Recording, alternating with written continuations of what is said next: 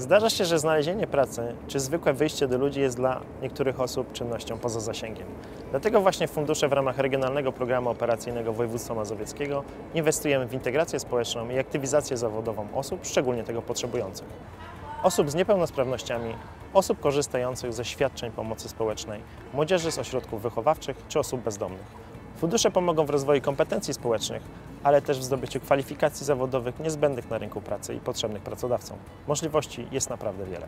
Konkurs trwa do 18 września. W puli mamy 26 milionów złotych. Dokumentacja czy wytyczne konkursu dopuszczają bardzo wiele działań i tak naprawdę te działania trzeba dopasować do indywidualnej sytuacji, dlatego że projekty powinny obejmować osoby wykluczone pochodzące z małych społeczności, tak? a właściwie obejmujące małe społeczności, czyli pozwalające na odniesienie się do lokalnych problemów. Inaczej te problemy wyglądają w Warszawie, inaczej w Ostrołęce, a inaczej w jakiejś małej miejscowości czy wsi na terenie województwa mazowieckiego.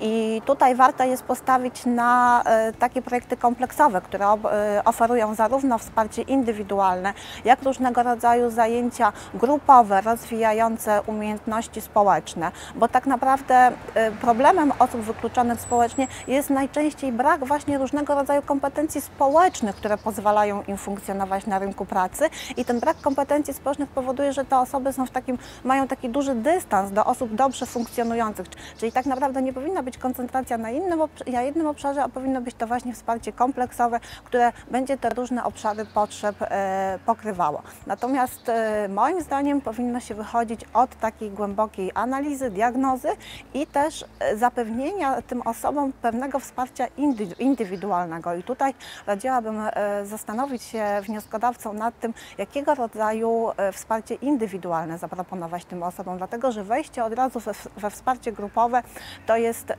oczekiwanie od osób wykluczonych społecznie, że będą dobrze funkcjonowały w grupie, a one właśnie tego potencjału nie posiadają. Typ operacji możliwy do sfinansowania w ramach niniejszego konkursu obejmuje integrację społeczną oraz aktywizację zawodową osób wykluczonych społecznie, w szczególności osób z niepełnosprawnościami. Beneficjent musi pamiętać, aby w projekcie zapewnił preferencje, w szczególności dla osób niepełnosprawnych. Możliwymi działaniami w ramach realizacji tego konkursu jest również oddziaływanie bezpośrednio na osoby oraz otoczenie osób zagrożonych wykluczeniem społecznym, w szczególności które dotyczą odbudowania bądź wzmocnienia naturalnych systemów wsparcia, np. rodzin czy lokalnej społeczności. Działania te mogą dotyczyć mediacji, poradnictwa rodzinnego, terapii rodzinnej, bądź mogą też realizować programy aktywności lokalnej. Pamiętajcie, że w tym konkursie zobowiązani jesteście do pomiaru efektywności społecznej oraz efektywności zatrudnieniowej. Efektywność społeczna odnosi się do odsetka uczestników, którzy po zakończeniu realizacji w projekcie dokonali postępu w procesie aktywizacji społeczno-zatrudnieniowej i zmniejszyli dystans do zatrudnienia. Natomiast efektywność zatrudnieniowa oznacza odsetek uczestników, którzy po realizacji projektu podjęli zatrudnienie. Istotne jest, że kryteria te będą weryfikowane do 3 miesięcy po zakończeniu udziału w projekcie. W ramach konkursu możliwe jest tworzenie nowych centrów integracji społecznej lub klubów integracji społecznej, jednakże jest to uzależnione od zdiagnozowanych potrzeb i problemów, które występują na obszarze realizacji projektu. W konkursie niemożliwe jest natomiast tworzenie nowych warsztatów terapii zajęciowej bądź zakładów aktywności zawodowej. W tym konkursie maksymalny poziom dofinansowania dla projektów realizowanych przez ośrodki pomocy społecznej oraz powiatowe centra pomocy rodzinie to 80%, przy czym te 80% to jest wkład Unii Europejskiej. Wówczas minimalny wkład własny dla tych projektów to 20%. Dla pozostałych projektów maksymalny poziom dofinansowania to 95%, przy czym 80% pochodzi z dofinansowania Unii Europejskiej, a 15% z budżetu państwa. Wówczas minimalny wkład własny to 5%. Wkład własny może pochodzić z różnych źródeł, np.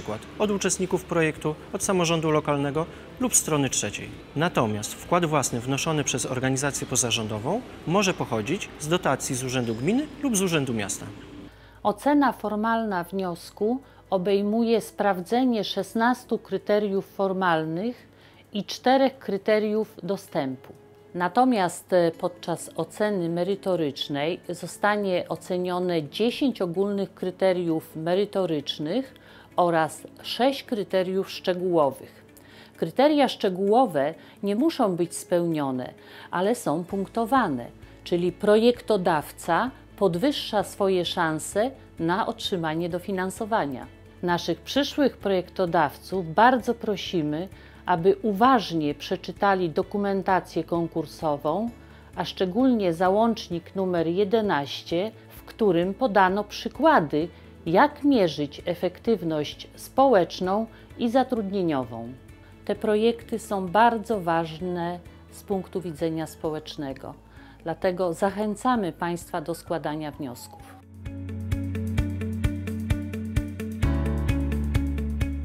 Więcej informacji uzyskacie Państwo w naszych punktach informacyjnych w Warszawie, Płocku, Ciechanowie, Siedlcach, Ostrołęce i Radomiu.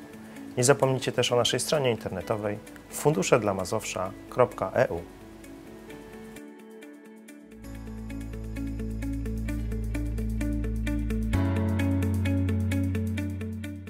Jeśli chcecie poznać szczegóły dotyczące innych naborów, do których można aktualnie aplikować, zachęcam do obejrzenia naszych wideoinformatorów, do których linki znajdziecie w opisie do tego filmu.